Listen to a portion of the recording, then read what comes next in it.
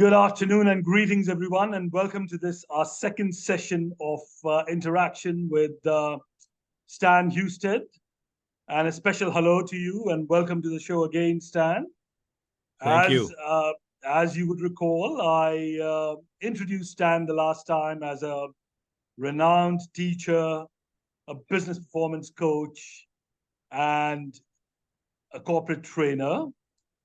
And I gave you a little bit of an introduction on myself. My name is Sandeep Lakhwara.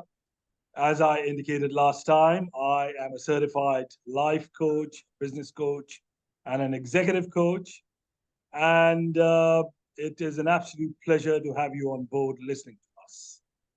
So before we begin, let us just quickly recap on our first discussion interaction that we had between Stan and I. We talked about three things.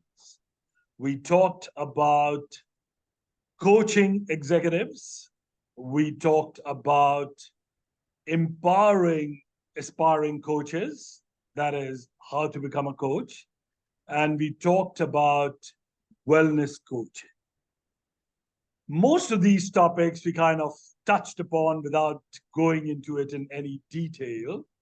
So the idea today will be that Stan and I will talk a little bit more in detail, but do remember that our entire curriculum on how to become a coach is available on our website, and you can buy it, listen to it online, follow it, and learn from it in your own time, at your own pace. The idea of these interactions is to give you a little bit of an introduction to what we talk about so that it helps you in making a decision in terms of your future learnings as a coach. So on that note, let us firstly begin with what we do when we talk about coaching executives. Now, coaching executives is a very much a structured program that we have to follow. It involves multiple steps, to be precise, 7, and then there are sub-steps in each of those 7 steps.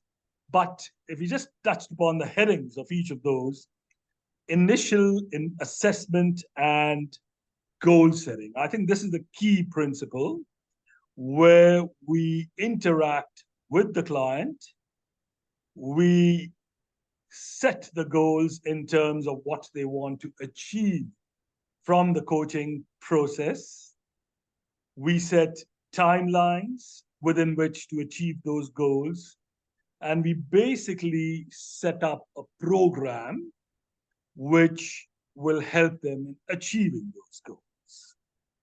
We conduct an assessment. Basically, as part of this exercise, we send you a questionnaire that we expect you to answer honestly. And once we receive a feedback, it helps us in structuring your program accordingly. The second step is developing a plan to achieve those objectives. And this plan is basically developed based on ascertaining what your objectives are, what your strengths are, what your weaknesses are, what areas require greater focus than others. And where we gather this information is through that assessment questionnaire that we send to you. So it is very, very important for you to look at that questionnaire, address it properly, and help us in achieving your objectives. Stan, would you like to make any comments on the first 2 points, or the first 2 steps?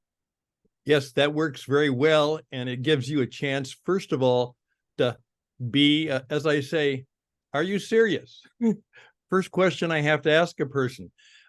They may be just curiously interested, but I say, are you really serious? And if you're serious, you'll do the work. And first part of the work is just exactly that. Take time to assess yourselves.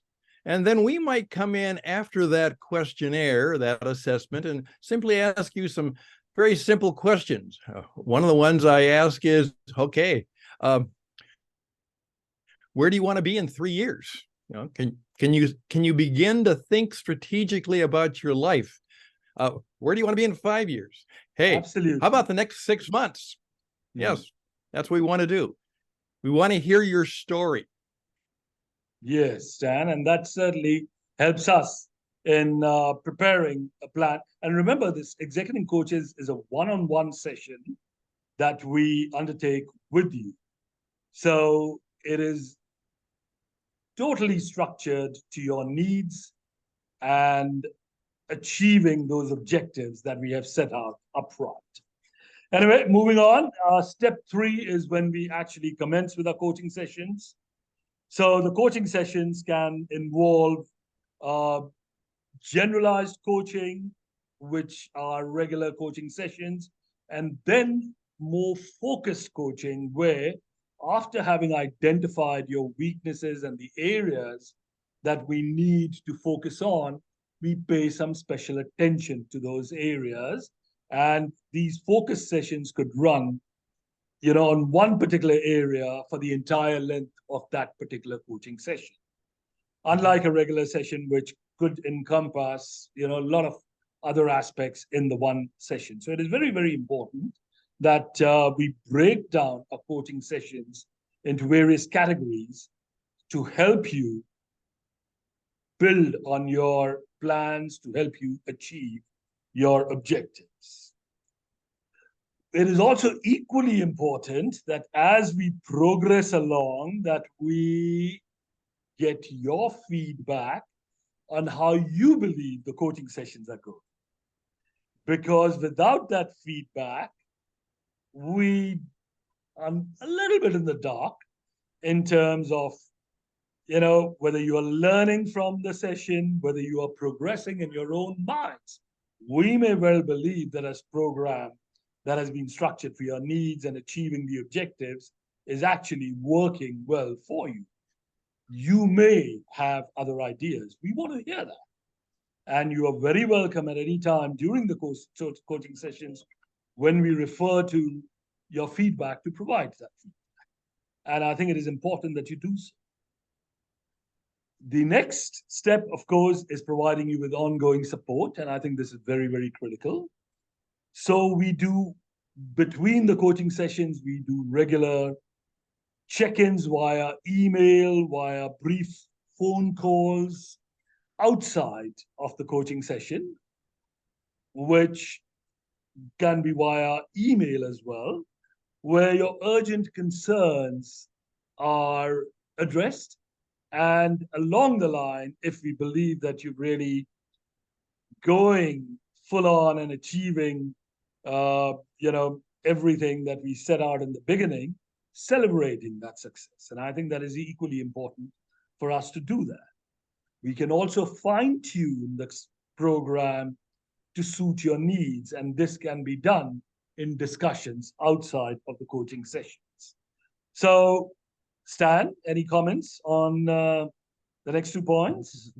Very, very much so. I pride myself, and I know my colleague does, whenever I've given a speech, I can honestly say I've never given the same speech more than once. Because even though the topics and the subject it is always a different speech for each particular event. And I've never had a coaching experience that has been exactly the same, because it changes for you, your situation. You will get a unique coaching experience because it will be very, very much for you. Also, part of what you have to do occasionally is I will ask you to say, have we got any sirens going off? And I mean, is there an emergency? Is there a challenge? Is there a particular crisis right now? I mean, we want to always think strategically, but if there's been something that you have to deal with in your life and business right now, where I might be able to give you some insight to deal with the day and deal with the situation at the moment, we start there and then make sure that we're using the way we think big, so it always will help us to be better when the big things become small things and the small things become big things. So very much so, it's a unique experience. I will honestly say that the coaching we do is just for you. Exactly. And it is very much a collaborative effort. Right. We have our responsibilities towards you. You have your responsibilities towards us. One We of the must, nice things, yeah, yes, one of the nice things about this is both of us will get smarter and better yes, and absolutely, happier. Stan. Right. I'll be Absolutely. a better coach and you'll be a better executive. Yes, very, very much so. Right. Okay. So as we progress through the coaching sessions and the coaching sessions are kind of coming to a conclusion, I think what is equally important is that we have a transition plan.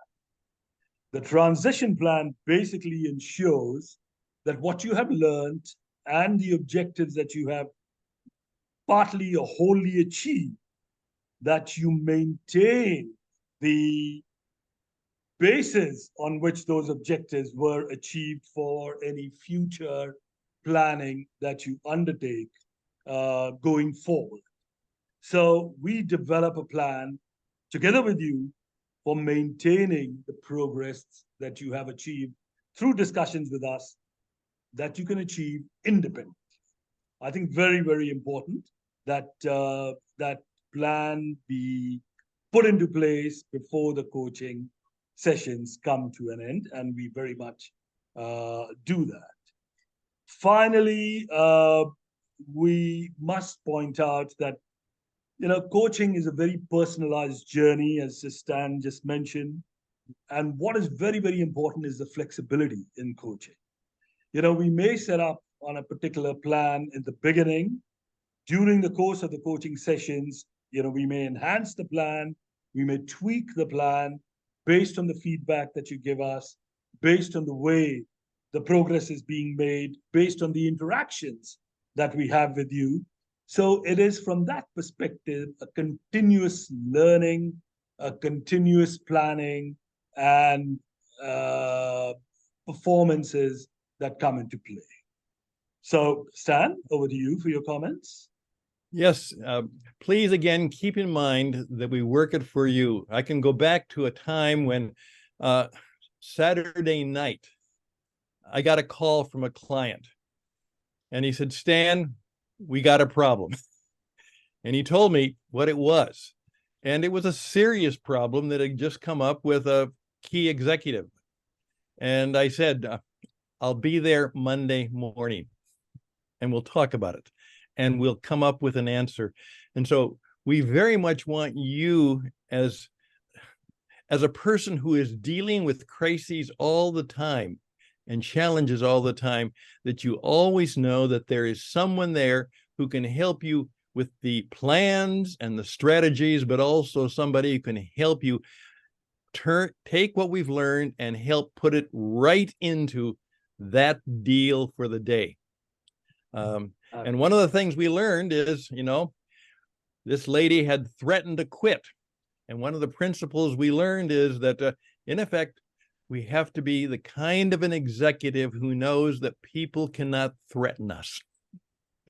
We have to be calm and confident and sure of ourselves that they do not sense any panic or anxiety or any of those things that, in effect, depower you. We want to keep you to be poised, powerful, and confident in what you do. Absolutely. In essence, we want to bring out the best in you. And that is what coaching is all about. It is Right. not about us being better or the best. It is about you being better and the best in terms of your goals in life, in terms of your goals for the organization, for the businesses that you are leaders in. And that is really all what we do, is guide you towards that, but you are the one that is ultimately going to achieve it. So one of my clients said to me that, and I take this as a compliment throughout the sessions. He said, "You know what, Stan? One of my chief colleagues came in to me the other day and said, boss, what's happening?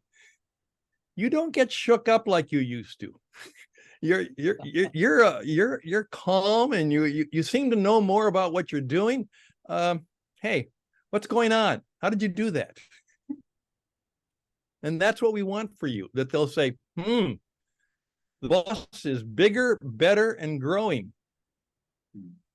Now, very true. How did Thank that you for happen? that. Yes, now, very, very true. All right, so let's move on to the actual, what we call the curriculum in relation to how to become a coach. We will always keep going back to executive coaching and some of the fundamentals that we've discussed now, and keep enhancing your knowledge in terms of what we do when we coach executives. But covering the whole thing in one session, I think is not necessarily the objective in this interaction. The interaction, we want to remain short in terms of what we discuss and cover some of the key materials that you will find in the course curriculum when you download the entire information. So with that, let's now move on our curriculum in terms of how to become a coach. And there are certain principles, there are certain fundamental principles that must be possessed by a coach to achieve for their client the best results possible. And these principles have been time tested. They have formed part of the learning over several years and providing accreditation to coaches who have followed these principles. So that's basically what Stan and I are going to talk about now. So what is the first part? And I think we touched upon this in our discussion last time, Stan. It was active listening.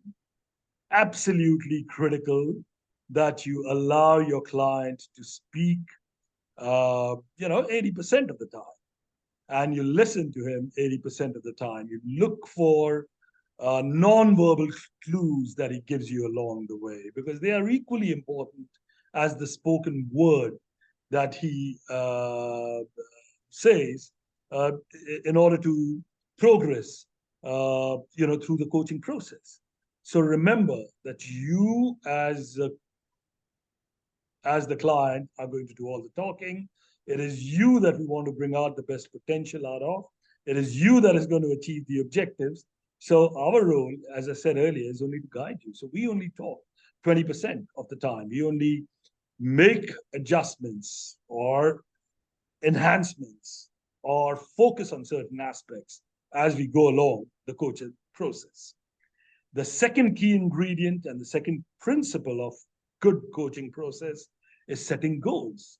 If you don't set your goals, you don't know what you want to achieve. And, we could have had multiple sessions, but at the end of it, the question could be raised, so what? So at the very beginning of the coaching process, we help you setting those goals, but we ensure that the goals are clear and concise, and most importantly, achievable. Setting goals within the time frame, and we set up time frames and deadlines within which multiple goals have got to be achieved. So setting the goals without a time frame or not setting the goals with a time frame, either way, it doesn't work. At the end of the coaching process, we want to make sure that what we set out to do at the beginning has been achieved. And that is the whole idea of progressive coaching. Stan, any comments? Yes, may I just again suggest that, as I oftentimes say, only 3% of the population fully know who they really are in their life and in their business and their position. And only 3% have really set some very strong strategic goals, maybe even written down with a plan. Most people, even many executives, they're just kind of dealing with the day or dealing with the situation. And what will happen to you is all of a sudden you'll find that you're always thinking ahead. Many times I have what I call Future Friday, and I'll call them up on Friday and say, okay, what are you going to do next week? What are you talking about? Are you talking about fixing things you had this week, or are you actually spending time with your employees saying, on Friday, I want you to have the problem solved, because on Friday, we're going to talk about how we're going to do better next week and next month. We're always thinking as strategists. And then we will respond with greater poise, confidence. When the distractions come up, we'll deal with them, push them aside. We won't lose sight of the goal. The goal. Absolutely. Right. All right.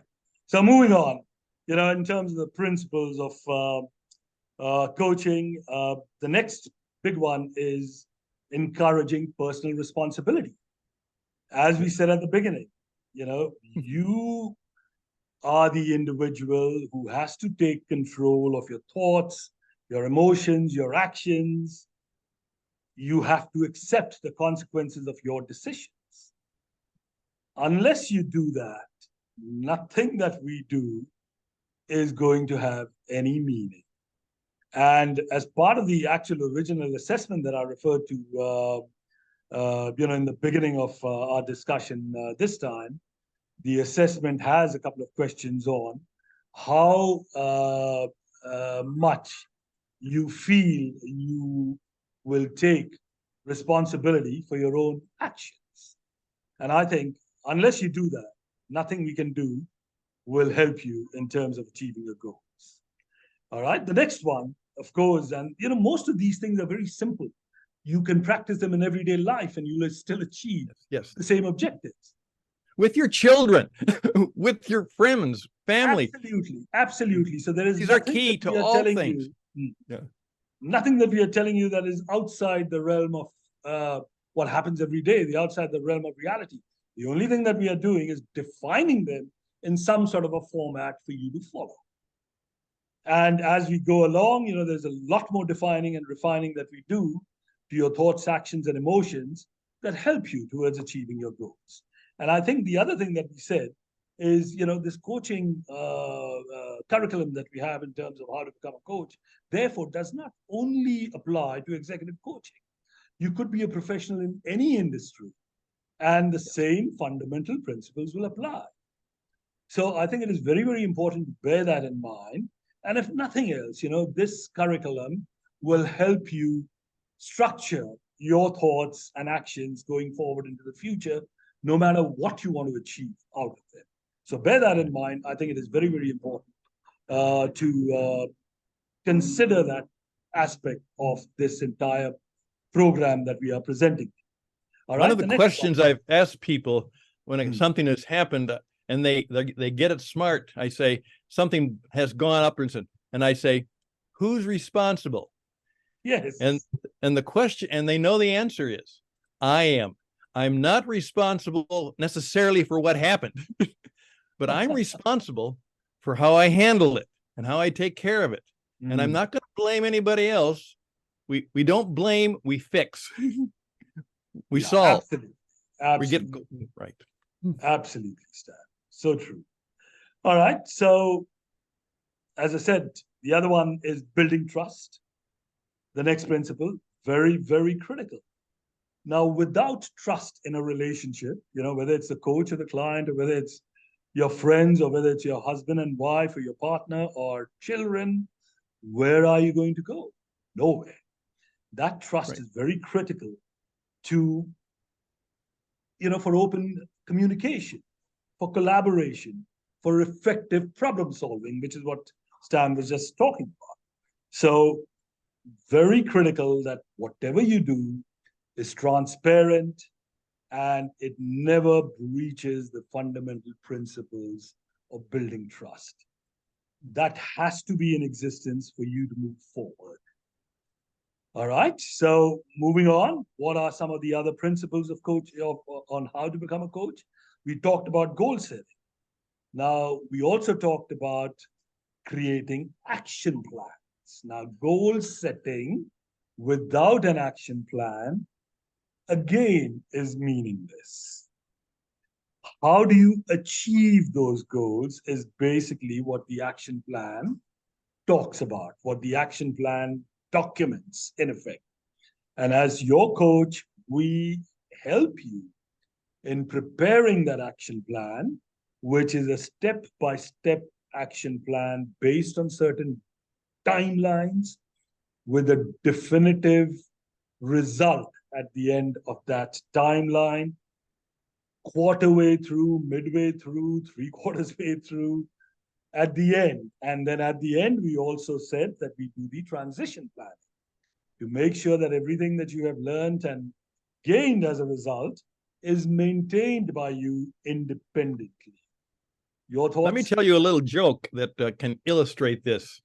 I sometimes do this trick question. It's a trick question. There are 3 ducks, and they're sitting on a log. 2 ducks decide to jump in. How many are left? And they look at me and said,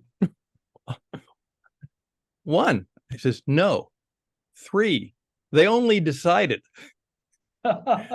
They didn't jump in. Yeah, there was no action. You have to act. Yes. Well, we've decided to do this. So what? Yes. How are you going to act? And when are you going to do the first action? And when are you going to do the second action? Yep. Absolutely. Absolutely. All right, moving on. It is equally important that along the lines, and we touched upon this a little earlier, is that we celebrate progress and successes. What does that do? I think it helps to stay motivated. It helps to feel recognized for the efforts that you are putting in. And I think it is equally important, in terms of goal setting and action plans, that along the way, when you achieve success, that you are recognized. As coaches, we are trained to identify those successes, and you will do it yourself as well, I am sure. But there is no reason not to celebrate those successes, even simply by recognizing them. Hey, John, you've done a wonderful job here. So glad to see that, of all the goals that you had set up earlier and the action plan that we have devised, you have been following it rigorously, and midway through or quarter way through, this is what we set out to do, and we believe very strongly you have achieved that. I think that really helps the client in remaining motivated and is encouraged to move further on in terms of achieving those goals. I remember one time when one of my clients did achieve a very, very successful goal. And of course, right away, when I realized this, I had some flowers sent to his hotel. It was his nomination at a convention. So I had some flowers sent to his hotel. Yes. And then later on, I said, we need to celebrate again. Let's go out and have a drink. You're buying. And he said, thank you, Stan, for all you did. Absolutely, I'm buying. And that kind of act of celebration. Remember, everybody wants to feel important, and Absolutely. when they have done something, not many of their colleagues or their employees are going to say, well done, boss, you were great. But you have to do that for them and with them. Yeah. Then they will trust you because you care. Yes. I think that's exactly the word, you care. And the word that I was going to, or the next principle of coaching that I was going to talk about, is basically empathy. Empathy is the ability to understand and share the feelings of others, to care for others. Very, very critical. The client must feel that the coach is interested in him, in helping him achieve what he wants to achieve. And how do you do that? You do that through care. You do that through empathy. So a very, very important trait that a coach must learn is empathy. And right. I think without that, it could impact the coaching process considerably. Can I just tell you, pardon a little bit of my language, but I am going to quote the client, is someone had quit with another coach and they had brought me on. And one of his colleagues said, "Well, you change coaches. This Stan guy, that kind of funny looking guy with no haircut, And he said, but he's very That makes nice." two of us, Stan. Yeah, that's right. And he said, "Well, why is he a better coach?" And he said to him, "Stan gives a damn. Yes, yes, He cares. He really does." yes. And that understanding, that empathy is so vital. Because remember, a lot of these guys and gals and women, they feel all alone there, No, And, very true. Very true. yeah. Very true, Stan. And I think it is important that they feel that not only can I trust the coach, not only the coach is helping me achieve my objectives, helping me setting my action plan, but he cares. He wants to make sure that at the end of it all, that I succeed in what I have set out to achieve. And let's not underrate the power of coaching. It is basically transformational for clients and individuals, both in terms of their own self and for their organizations. And those organizations, as we said earlier, could be anything. Could be a sporting body, could be a health and wellness center, could be Yeah. a corporate multinational big house. I think all of these principles that we have discussed would apply to any individual who has to manage people. I think that is very, very important, and who has been set the task of achieving goals for himself and therefore his organization as well. I think this process considerably helps in bringing out the best in themselves. Right. So, one of the things that I have one time, one of my clients said to me, because he was dealing with some situations, this was a health issue that he didn't want people to know about right now. And he said, "Stan, what I'm going to tell you, I'm going to tell you and my priest, and that's it." But I need to talk to you. But then he made this comment. He said, "Stan, I was really good at changing things. I'm a change maker. You've helped me to change myself and helped me to help other people change themselves." Yes. And that's why he said, "I brought you on to make sure that in my responsibilities that we wouldn't lose sales. I was going to be very busy with all my work. I brought you on to make sure we wouldn't lose." He said, "Stan, in the years since we've worked together, not only did we not lose, we gained 10% in sales. And I was expecting that we would just lose 2%, but we gained 10%. So, and you know why? Because my young people picked up the slack. They did the work. They were better at what they did. It was great." Yeah. And I think finally, I think we just need to touch upon, it'll be incorrect if we don't touch upon that, is this aspect of confidentiality. Yes. When you as the client are talking to us and we as a coach talking to you, our conversation is absolutely personal. It only applies to you and you alone. Of course, if it is group coaching that your organization is requesting, that's a different story. But if it is a contract between you and the coach, that's where it remains. So this confidentiality is a critical principle and fundamental to the process of coaching. And as coaches, we absolutely would respect that, and similarly expect others involved in the coaching process to do the same. So very important. Yes, very, very important. So on that note, I think for today's interaction, we have spoken about what we wanted to speak to. Of course, I always refer back that if you want details, you basically need to download the course, which is available on our website, and follow it and learn from it at your own pace.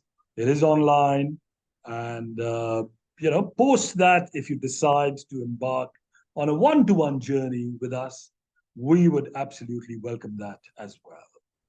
So on that note, it's a thank you for me for listening, and look forward to our next interaction with Stan, and to you, the listener, tuning in to hear what we have to say.